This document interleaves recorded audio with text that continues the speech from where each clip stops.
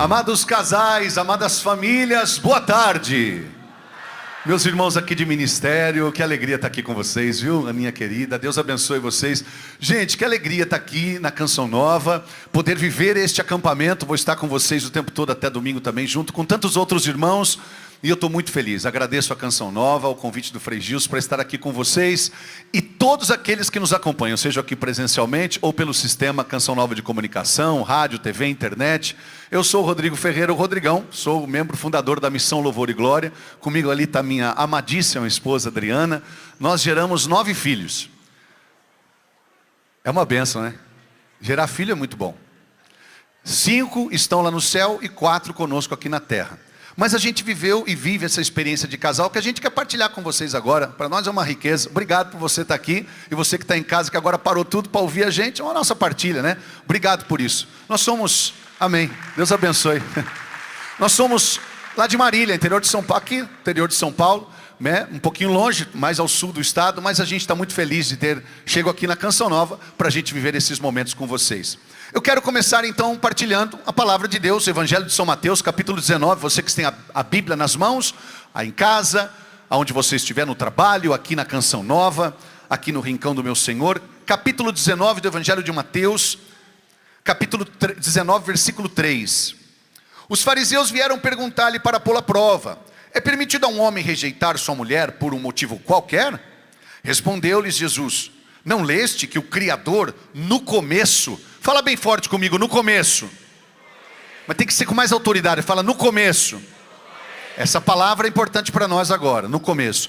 Não lestes que o Criador no começo fez o homem e a mulher e disse: por isso o homem deixará seu pai e sua mãe e se unirá à sua mulher, e os dois formarão uma só carne. Vocês não leram isso?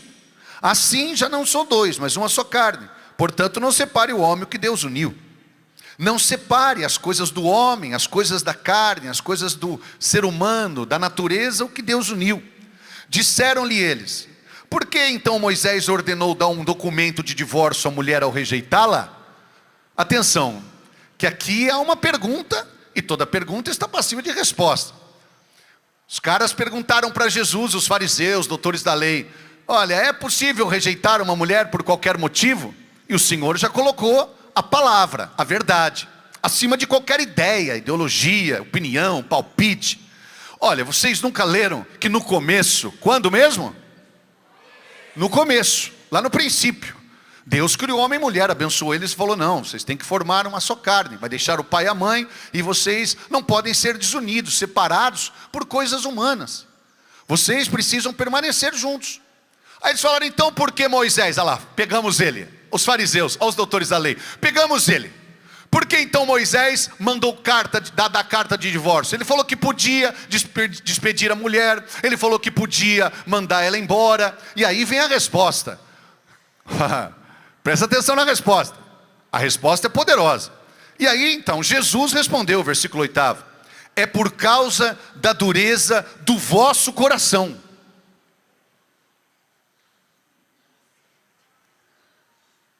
Está dito.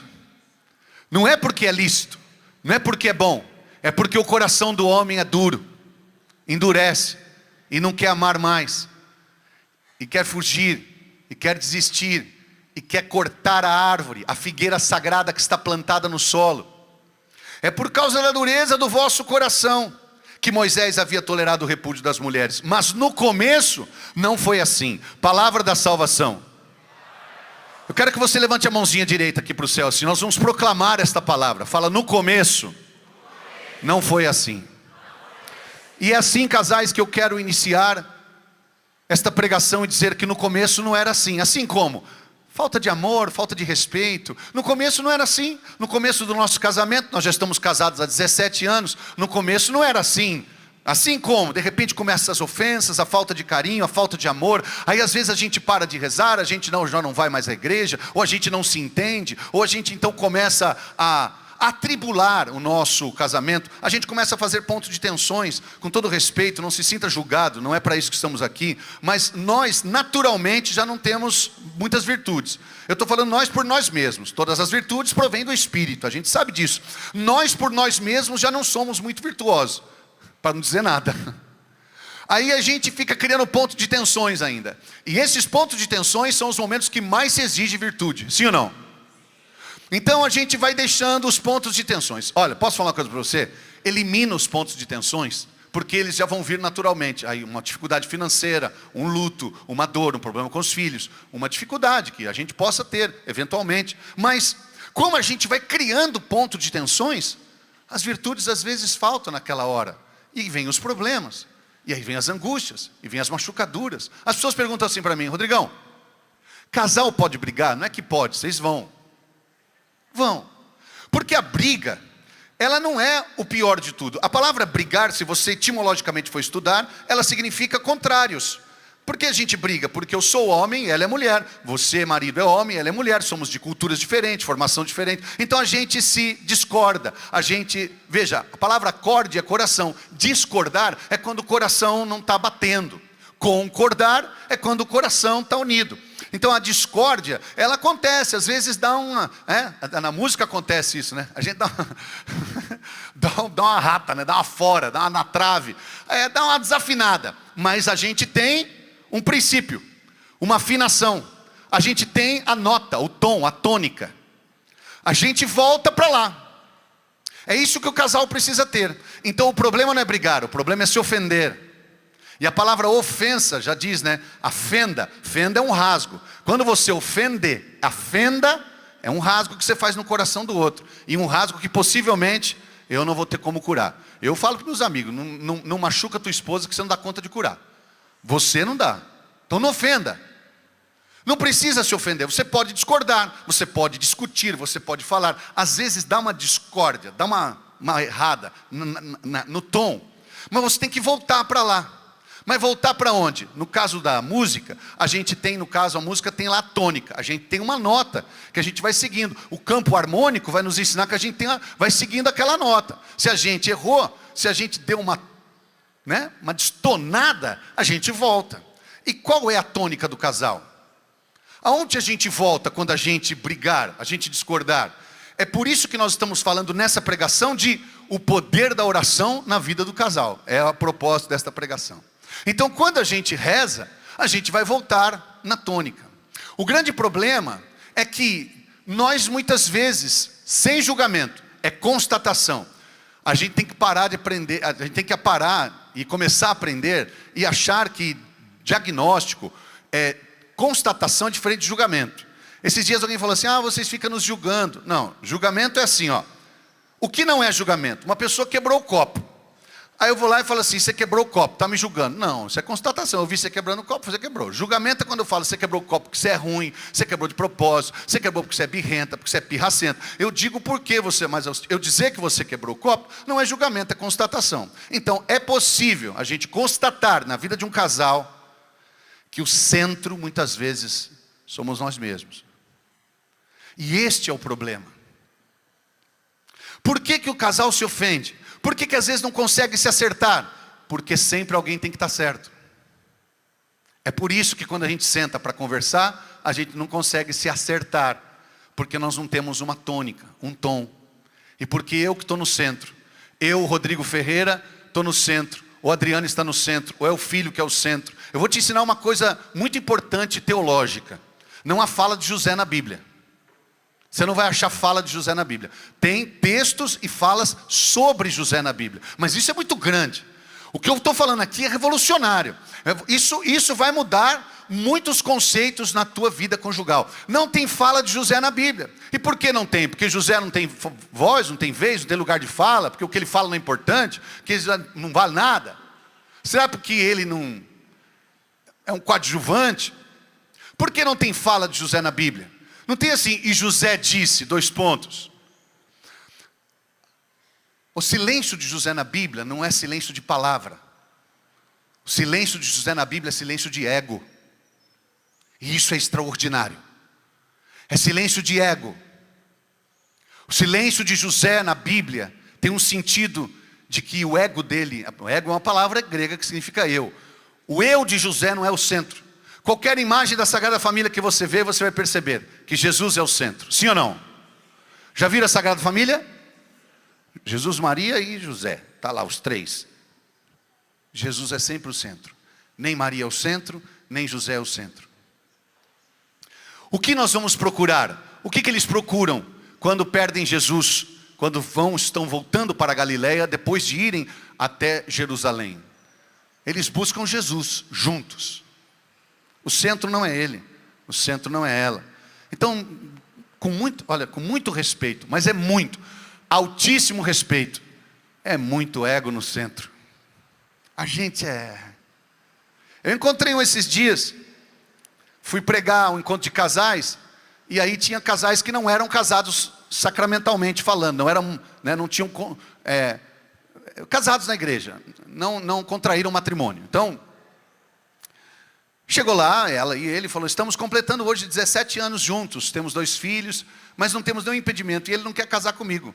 Para mim no começo não era importante, mas depois eu encontrei o Senhor, aí agora eu sou católica, me converti, eu quero comungar e não posso, então ele não quer casar comigo. Aí eu peguei, dei um tapinha no ombro dele e falei assim, por que, irmão? Você não quer casar com ela? Casa com ela para agradar ela.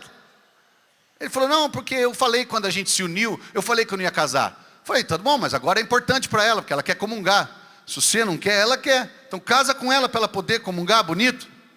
Ele falou assim, eu não vou casar. Por quê? Porque eu não quero. É muito ego, não? Eu não quero. Eu não vou.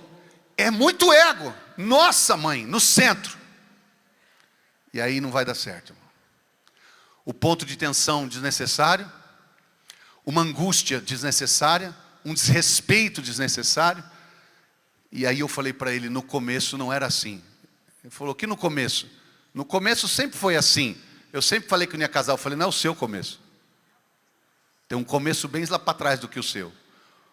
Faz contato visual comigo aqui, casais. Vocês que estão em casa também nos assistindo, em qualquer lugar do mundo. Não é o seu começo. É o começo do Senhor. Para você entender que casamento não se trata de um sonho pessoal. A instituição casamento não é uma inspiração humana, não foi uma ideia do homem, não foi iniciativa do homem. É puro dom de Deus.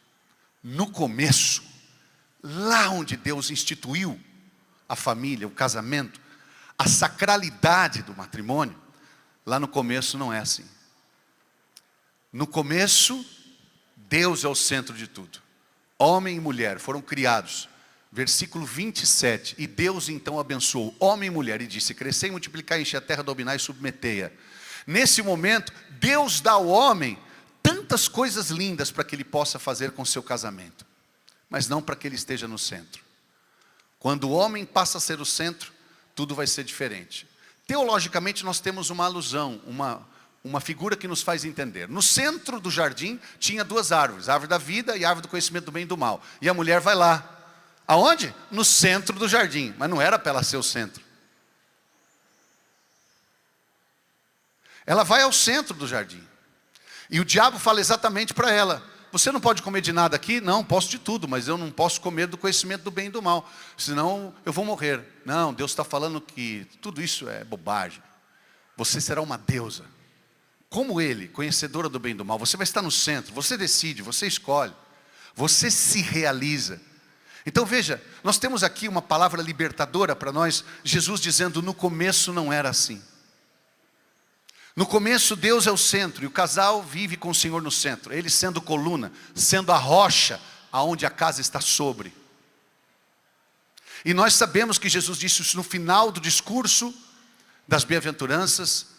Ele disse que se ouvirmos a palavra e colocarmos em prática, somos como alguém que edificou a casa na rocha. Vai vir as enchentes, vai vir as tempestades, vão vir as ocasiões difíceis, vão vir os terremotos, vão investir contra a casa, mas ela não cai, porque está na rocha. Esta é a questão. E a gente precisa absolutamente abrir o coração para isso. Veja, essa é uma decisão só nossa, casais. Não sou eu que escolho o dia que a tempestade vem. Não sou eu que escolho quando a tempestade vem.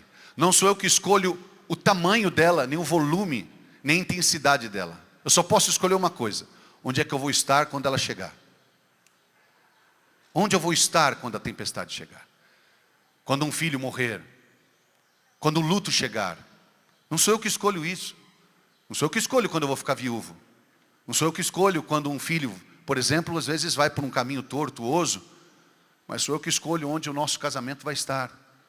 E quando você escolhe estar sobre a rocha, significa que você então está obedecendo a palavra. Então a oração, ela não é uma prática por si só, isolada, minha iniciativa. A iniciativa de novo é de Deus. No começo, Deus nos chama: Adão, onde estás? Para a conversa, para o diálogo, para o encontro. Esse encontro é que sustenta tudo. Quando eu não estou no encontro, então Deus já não é mais o centro.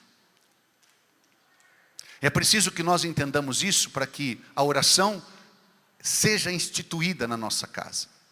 Para isso eu vou usar aqui algumas coisas muito importantes. Veja, o capítulo 13 de São Lucas, versículo 6. Jesus conta a parábola da figueira. A figueira é uma árvore sagrada no judaísmo. São 7. Porque são árvores que estavam quando Moisés mandou os 2 homens fazerem, Caleb e Josué, fazerem a expedição lá em Números capítulo 13. Eles vão fazer a expedição na terra para ver se tinha fruta. Eles encontraram frutos, trouxeram para Moisés 7 frutos então sagrados. A figueira é uma delas. Então eles são reconhecidos como frutos sagrados. Então aqui tem um sinal, um símbolo de sacralidade ou sagracidade, como preferem. Então, Jesus fala que tinha uma figueira e um homem plantou uma figueira. Como o homem fazer uma família, por exemplo, ele construiu sua família, ela é sagrada. Rodrigão, mas não é só a família de Nazaré que é sagrada? Claro que não, toda a família é sagrada. É que a família de Nazaré viveu a sacralidade como ninguém. Viveu a sacralidade porque Jesus foi o centro. Viveu a sacralidade por quê? Porque fez tudo que a palavra lhes ordena. Então veja, ninguém viveu a sagracidade, a sacralidade da família como Jesus, Maria e José. Cumpriram a missão da família, a instituição família. E o casal José e Maria, mesma coisa. Aí você fala assim, não, é porque eles eram iguais, por isso que eles davam certo. Não era não.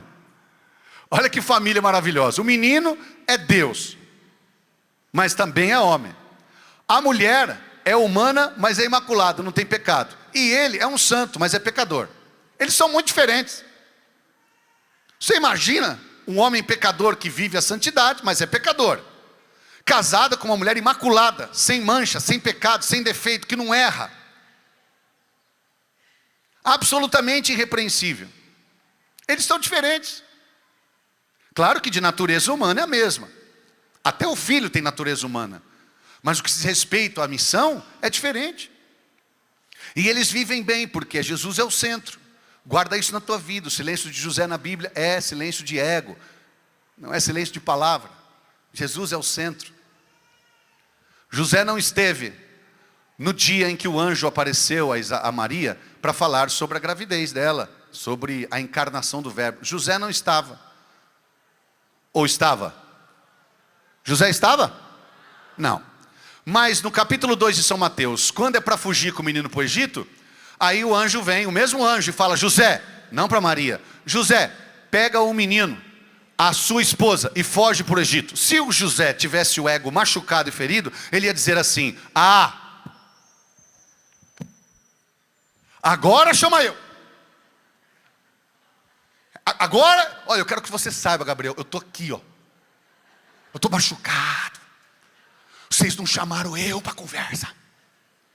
Vocês não chamaram. Eu sou o esposo dela. E desde aquele dia eu estou profundamente machucado. Isso me remoe todos os dias.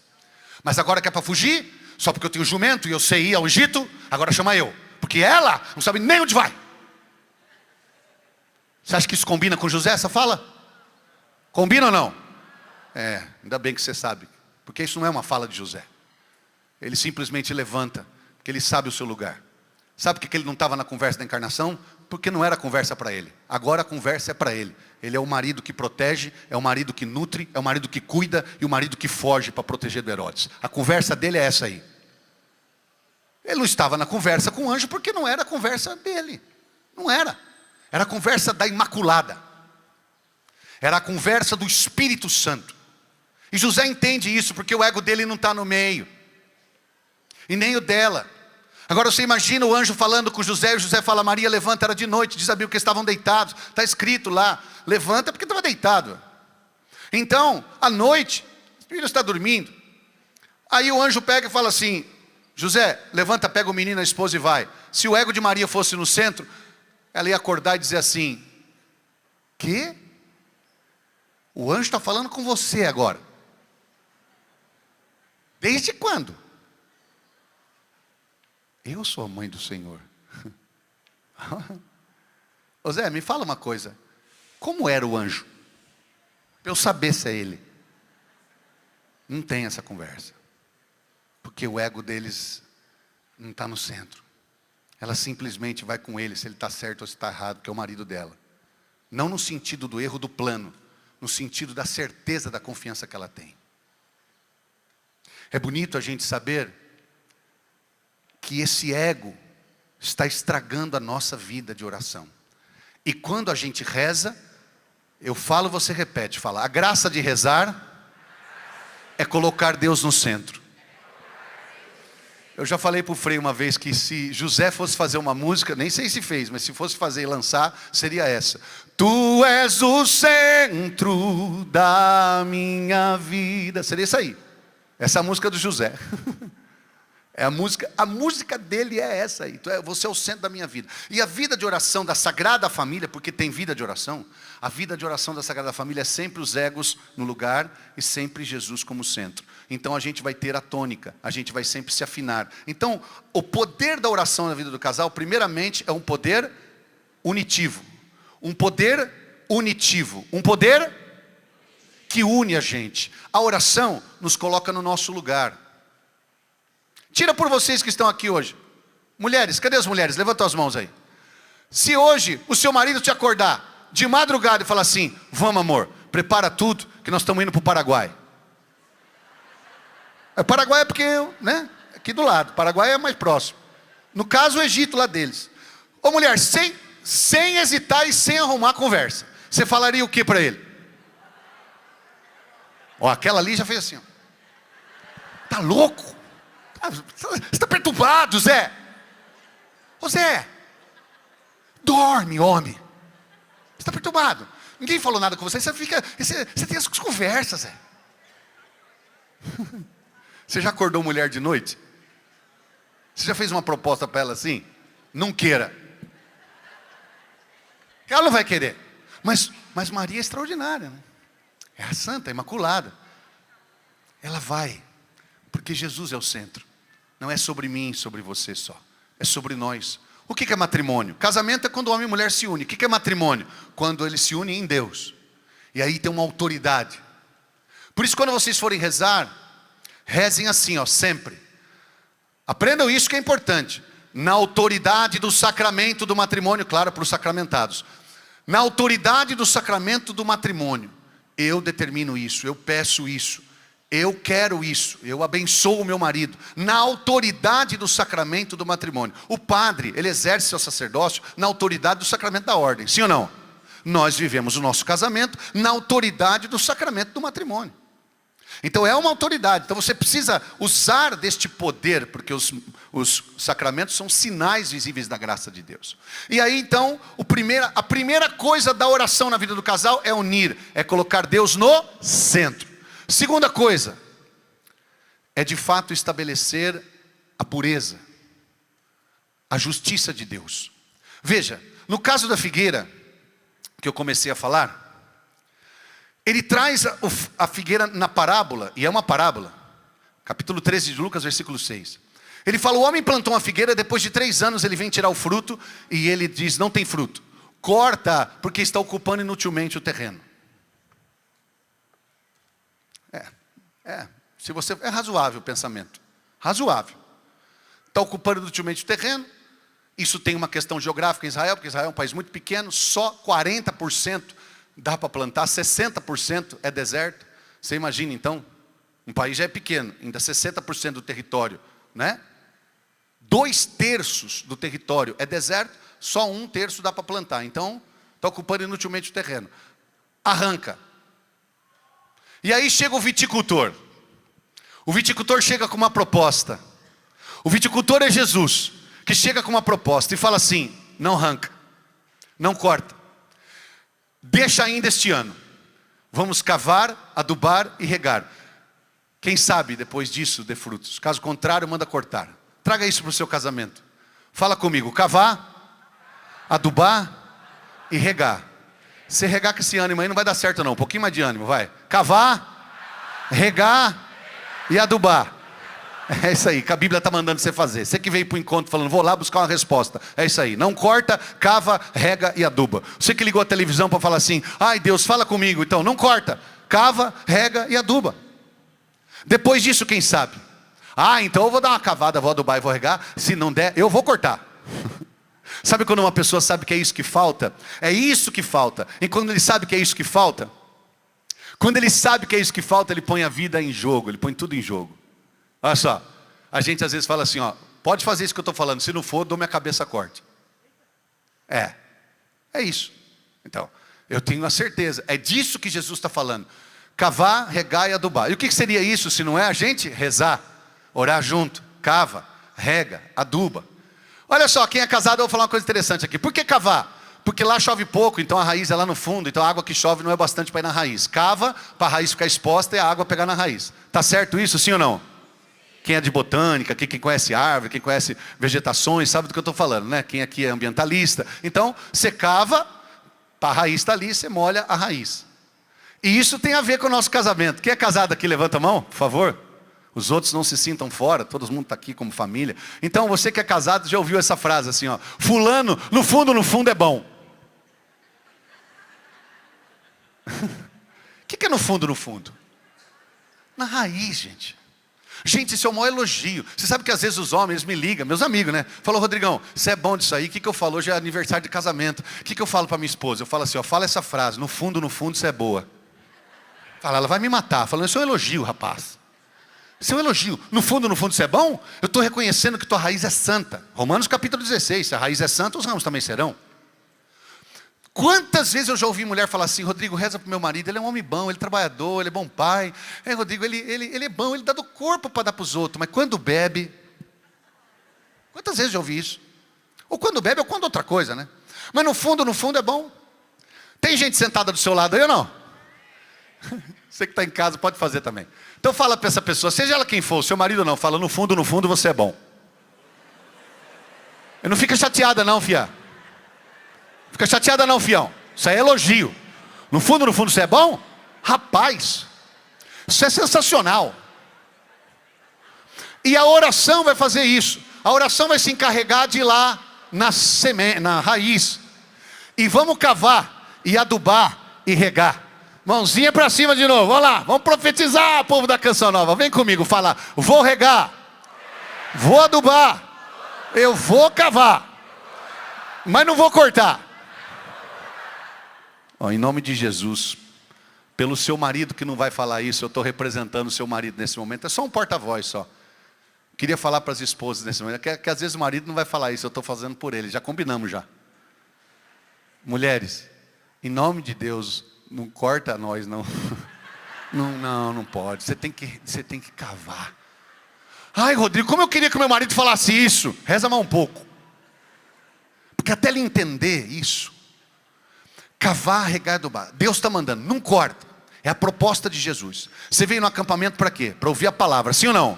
Para ouvir os ensinamentos, para ouvir as ordens do Senhor. Casa sobre a rocha, quem faz o que está escrito. Não corta. Cava, rega, aduba. Ah, mas não vai dar certo, porque não, a raiz é boa. Pensa nisso. Deixa eu falar uma coisa para vocês. Um dia nós fomos fazer um show em Minas Gerais, eu com a banda Louvor e Glória. Nós éramos em 12 integrantes na época. Nós chegamos lá atrasado, com aquela van nossa apertada, pelo amor de Deus, todo mundo suado. Aí o cara falou, não dá tempo de ir no hotel não, vocês vão tomar banho aqui no ginásio mesmo. Aí fomos naqueles banheiros de ginásio. Banheiro de ginásio você já viu, né? Ele fica lá abandonado, quase não tem competição, ninguém usa. Então o chuveiro vai ficando com aqueles zinabre, vai entupindo os furinhos. A água sai de dois jeitos, ela sai quente, pouca e terceiro, torta. Já viu o chuveiro assim ou não? A água sai assim, ó. Aí fomos tomar banho. Aí estou lá, claro, os homens no banheiro, o sanitário masculino, e as mulheres no vestiário feminino. Aí eu estou lá, quando eu ligo o chuveiro, eu vejo por cima, assim, que eu sou grandão, né? Aqui, pior que tinha um chuveiro que só saía um fio. Só um fio. E aí o cara, ai, que tá quente. Quente. E aí eu falei, irmão, é o que tem hoje. Mas o meu não estava muito bom. Mas dos que estava, como diz os mineiros, tem mineiro aqui? O mineiro fala isso aqui, ó. O melhorzinho que tá tendo. Fala ou não fala? Então, em nome de ser Minas Gerais, eu falei para eles, ó, gente, aqui é o seguinte. A palavra de ordem aqui é o melhorzinho que tá tendo. E o meu tinha um tucho saindo assim. Um tucho d'água no meio do chuveiro. Não estava bom. Mas perto do deles, era o melhorzinho que estava tendo. Aí falaram assim, Rodrigão, como é que está o seu? Eu falei, o melhorzinho que está tendo é o meu. Vocês vêm para cá. E aí pegou na comunidade. Isso para nós é quase uma regra de vida. Porque nós somos louvor e glória, então não pode reclamar. Absolutamente lá não tem murmuração. É só louvor. Então é proibido murmurar. Então quando a gente está com uma coisa que não está muito boa, né, fala assim, é o melhorzinho que está tendo. Eu queria falar uma coisa para você agora, você que está em casa. Você que está aqui.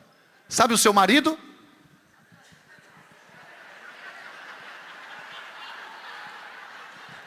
Sabe o seu marido?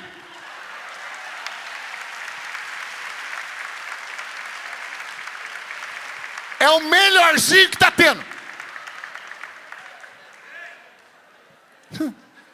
Tem uma pessoa olhando para mim com um olhar um pouco raivoso. É assim. É o melhorzinho que está tendo. Não é tudo bom. Mas não é o pior. Você está achando que está ruim? Você está achando... Olha para os outros chuveiros. Maridos. Falem comigo assim. Fala, oi Rodrigão. A sua esposa, filhão.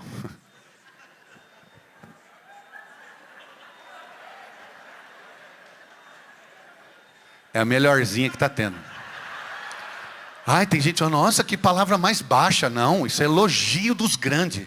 Você chegar para uma mulher numa música assim, romântica, né? Aquela música que, ninguém te ama. Se chegar assim com ela dançar no dia do aniversário e falar assim, você é a melhorzinha que está tendo.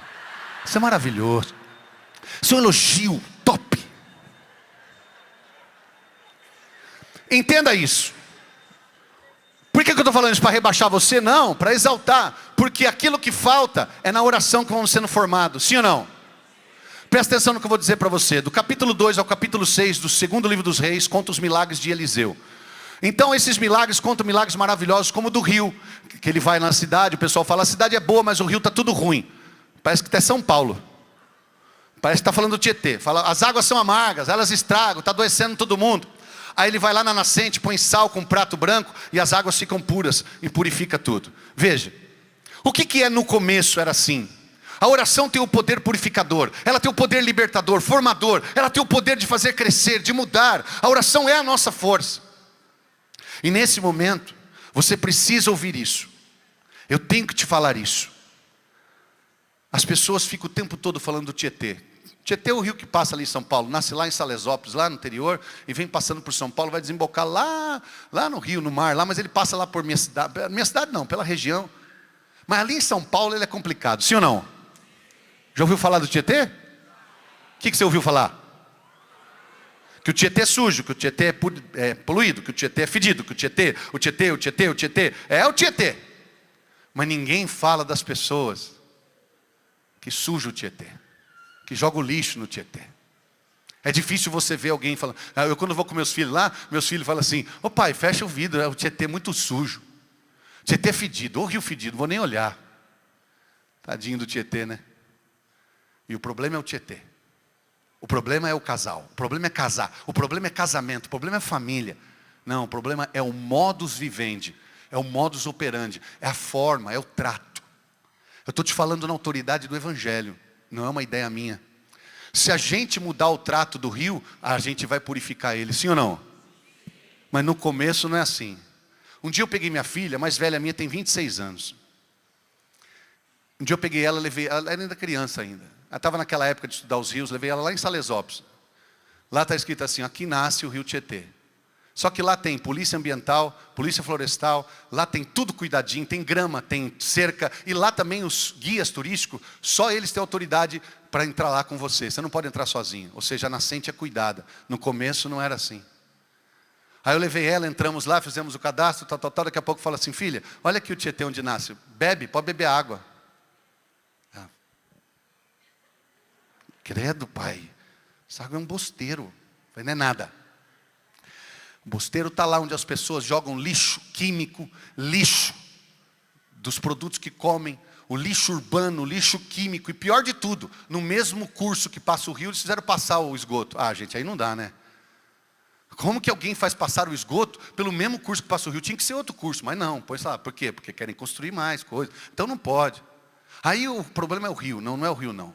O problema é o trato. O problema é o trato. Eu estou te falando isso. Você quer que a sua árvore dê fruto? O marido, você quer que a sua esposa dê fruto? Muda o trato. Comece a rezar com ela. Encha a tua casa de Ave Maria. Porque uma casa cheia de Ave Maria é uma casa cheia de graça. Uma casa cheia de Ave Maria é uma casa cheia de graça. Encha a tua casa de Ave Maria. Você, teus filhos. Duvido que não vai dar certo. Rodrigo, fala alguma coisa concreta para nós fazer quando nós sair aqui do acampamento. Institui 3 dias na sua casa. O dia do terço. Se você conseguir todo dia, ótimo. Se não, institui. Se você já faz, continua. Porque pregação serve para 2 coisas. Ela te confirma ou te corrige. Então, se você já faz, está confirmado. Continua. Institui o dia do terço. Põe na geladeira. Dia tal. É uma vez por mês? Uma vez por semana? Todo dia? Não sei. Cada um tem a sua família. Institui o dia do terço. Põe na geladeira o convitinho. Faz bonito. Se eles não tiverem, reza só você. Só vocês 2. Você e sua esposa. Mesmo que os filhos não vierem, a sogra não vier, o genro não vier. Institui o dia do terço. Deixa instituído. Ah, mas eles não vêm. Então tudo bem, reza vocês. Eles vão vir. Eles vão vir. Segundo dia para instituir. Para dar fruto, para limpar o rio. É o dia da Bíblia. Acende uma vela, põe a Bíblia no meio, senta ao redor da mesa e lê. Ah, Rodrigo, mas nós não entende. Nós não tem teologia, nós não tem estudo bíblico. Leia o livro de Provérbios. São 31 capítulos. O livro de Provérbios não precisa entender. É livro de conduta. Faça isso, faça aquilo, não faz isso, não faz aquilo.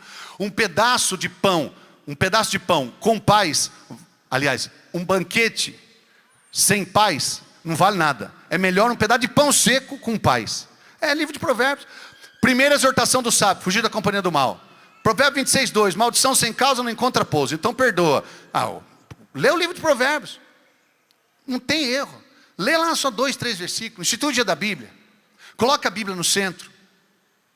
Lê a Bíblia para os seus filhos. Lê a Bíblia para você, um para o outro. E o terceiro dia que vocês têm que instituir é o dia da partilha da família. O dia que a gente senta, se a gente ouviu, se a gente reza, a gente então tem que configurar a nossa vida, aquilo que a gente aprendeu. E a gente precisa conversar. A gente precisa dialogar. A gente precisa olho no olho. A gente precisa ter tempo um para o outro. Para de improvisar a vida conjugal. A vida conjugal não se improvisa, precisa tempo. Tem que gastar energia, tempo, dedicação, olho no olho. Toque, abraço, afetividade. Palavras de afirmação.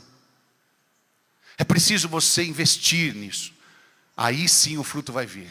Cava, rega e aduba. Duvido que você não vai ver o fruto. Duvido que se você mudar o trato, o rio não vai começar a ser diferente. Está na hora de eu e você começar a pensar nisso. Eu quero, para concluir aqui, porque a gente pode rezar um pouco, eu quero concluir com algo muito importante aqui. Quando eu disse uma casa cheia de Ave Maria, uma casa cheia de graça, não é para ser uma palavra de efeito, de verdade. É para ser uma palavra que causa efeito. Não é uma palavra só para a gente achar bonito e aplaudir. É uma direção de vida para nós. Para quem não sabe, eu estou vendo alguns rostinhos conhecidos aqui que já me conhecem a história. Talvez vocês vão ouvir essa história pela 1000ª vez. Mas eu me casei em 97, fiquei pai em 98. E no mesmo ano que eu me casei, no mesmo ano que eu fiquei pai, a minha esposa morreu. Eu fiquei viúvo aos 23 anos. Minha esposa morreu de uma morte súbita, de aneurisma cerebral. Ponto. Só para você saber. Eu já tinha fundado a Missão Louvor, a banda Louvor e Glória já existia. E foi um momento muito difícil para mim. Foi um momento muito delicado. Em que as forças às vezes se esvaem.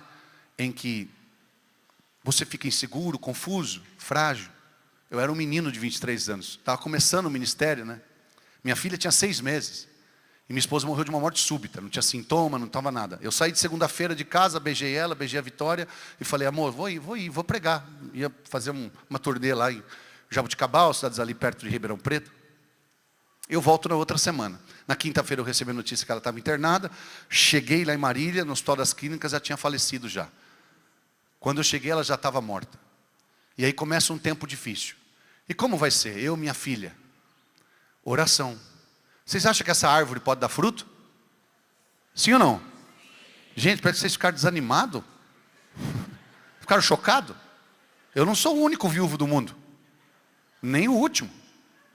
Então, eu fiquei viúvo com 23 anos. E aí, vamos lá. Cava, rega e aduba. Criar filha com a mãe já é difícil. Agora, sozinha é demais. No ano seguinte, eu já vim aqui na Canção Nova. Foi a primeira vez que eu dei meu testemunho aqui. E aí, eu vinha com a minha filha. Minha filha foi criada assim, nesse meio de missão. Eu tinha uma bolsa rosa chamada Vitória, que é o nome dela. E eu chegava com o violão numa mão e a bolsa de bebê na outra, com fralda, aqueles pozinhos que a gente mistura e faz leite. E eu queria falar uma coisa para você, que muitas vezes minha filha dormiu no case do meu violão, aonde eu ia. E ela não morreu, está viva lá em casa. Está viva. Não morre, não. Eu não sei o que esse povo tem na cabeça, gente. Uma bestagem. Não morre não, não vai morrer nada. Vão viver. Entrega para Jesus, reza. A oração é a nossa força. A oração é a nossa força. Não é sobre o fato da minha esposa só ter morrido. Isso é um fato, isso é um acontecimento. A palavra história é o coletivo de acontecimentos. É um acontecimento triste, é tragedioso, é sim, mas é um acontecimento. Mas Deus é maior.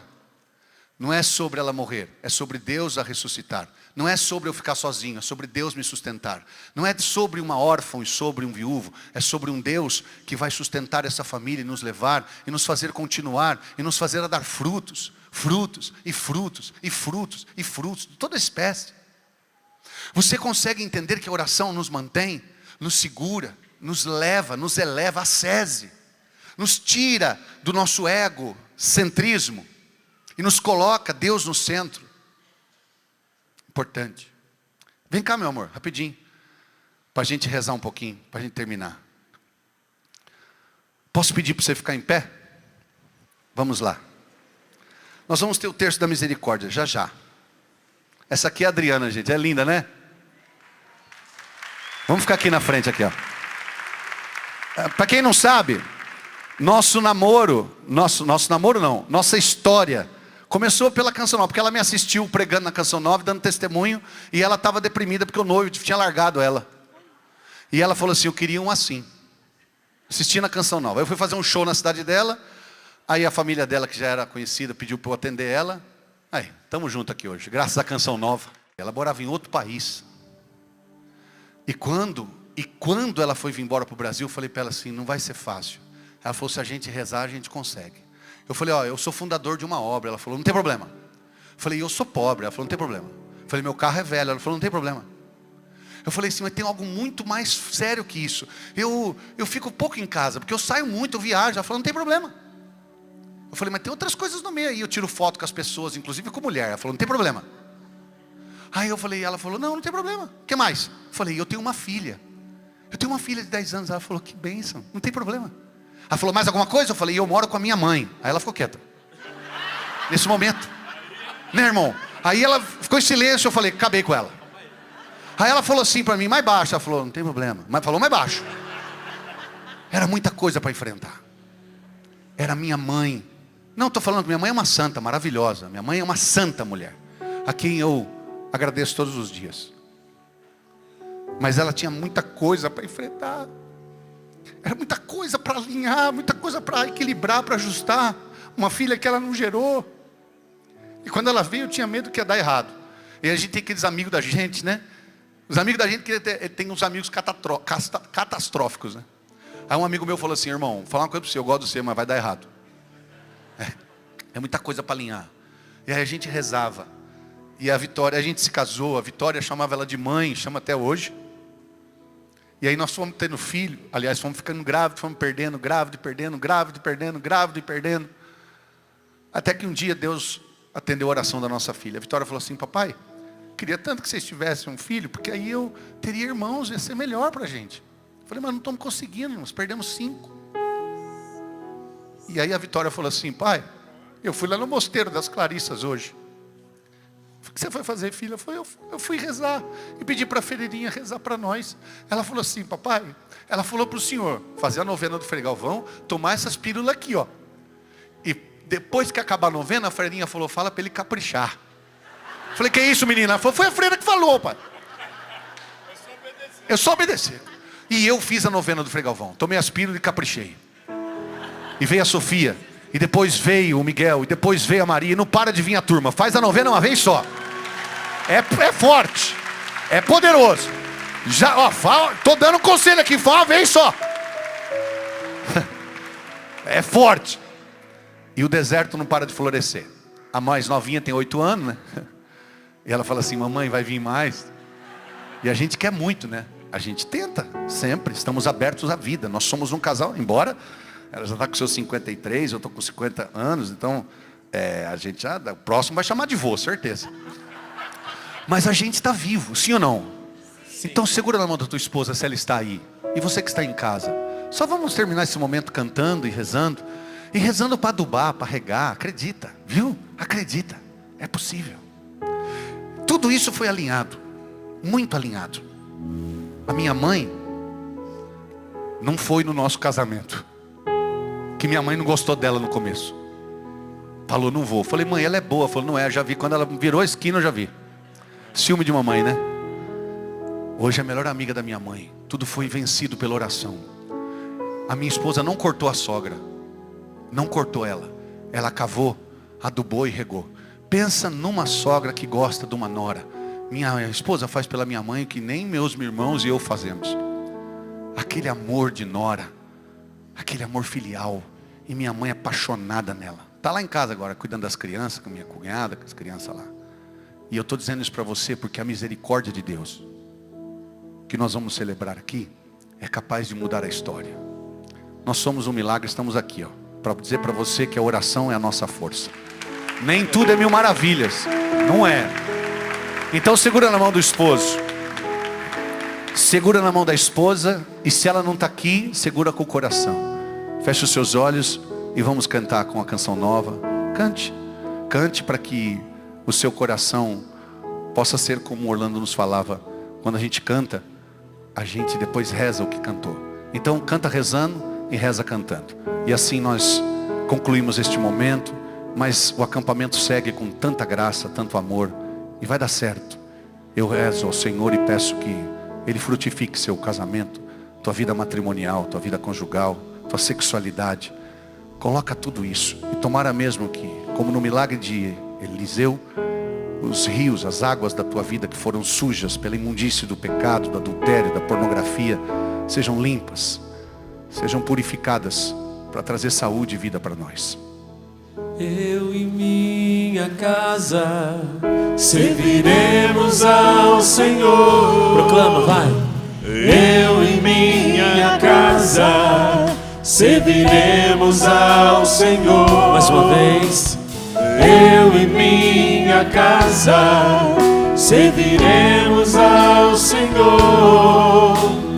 Eu e minha casa serviremos ao Senhor. Minha família é uma bênção. A minha família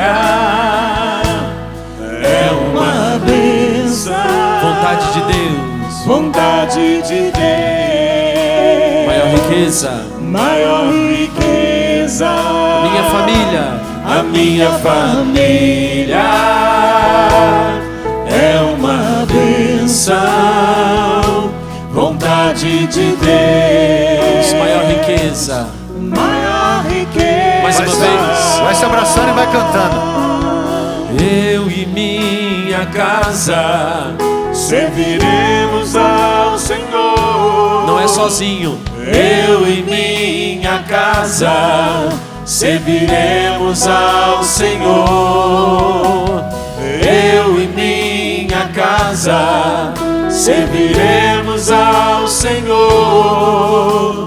Eu e minha casa serviremos ao Senhor. A minha família é uma bênção. A minha família é uma bênção. Vontade de Deus. Vontade de Deus. Maior riqueza. Maior riqueza.